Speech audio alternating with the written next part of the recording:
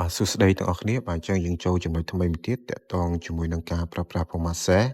ហើយខ្ញុំនឹងលើកយកចំណុច currency បាទគឺការកំណត់ប្រភេទទិន្នន័យជារូបិយប័ណ្ណ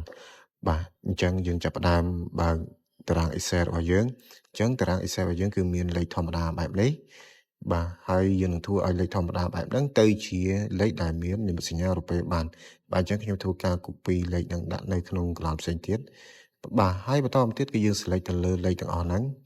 បន្តមកទៀតយើងចូលទៅក្នុង group number ហើយយើងជ្រើសរើសយកពាក្យថា currency បាទពេលនោះទាំងអស់គ្នានឹងបានទទួលនិមិត្តសញ្ញាជារូបិយប័ណ្ណដុល្លារបែបនេះឬក៏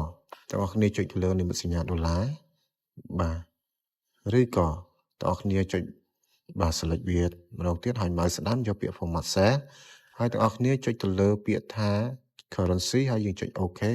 បាទនោះលេខរបស់យើងនឹងប្រែក្លាយទៅជារូបិយប័ណ្ណបាទអញ្ចឹងនៅក្នុងមេរៀននេះគឺមានតែប៉ុណ្ណឹងបាទសូមអរគុណ